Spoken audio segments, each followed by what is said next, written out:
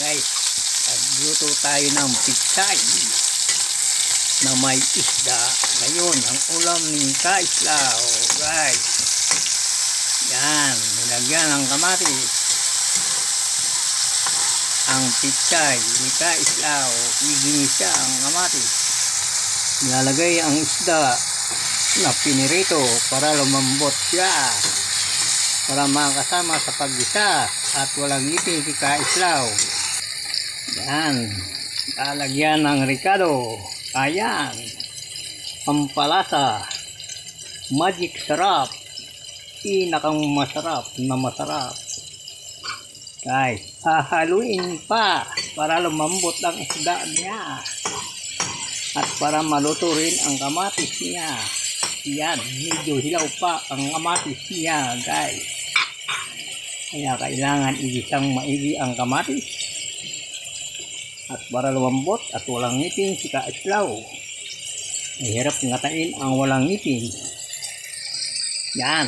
Oh, lalagyan na ng tubig ni Kaislaw.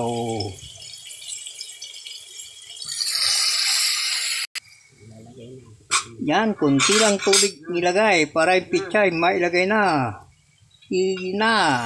Ayan na ang pichay. Madaling lumambot ang pichay. Kaya kailangan ay ilagay na. Ayan na. At nilalagyan pa ng asin. Yan guys. Para may ulam si Kaislaw. Yan. At tag-ulan ngayon. Kailangan nga na tipid-tipid. Wala tayong budget ngayon guys. Kaya tipid-tipid. Yan, dito na, sige. Oh, luto-luto pa ulit. Oh. Ayan, guys. Ayan. Oh. Diba? Hindi na may sarap yan. Ang sarap niyang kaya, ang ulam ni Kaislaw ngayon. Ginisang pichay na may isdang perito. Ang halo. Para kahit papano ay malambot. Hindi yung pirito matigas sa ngala-ngala ni Kaislaw kasi walang ngipin si Kaislaw.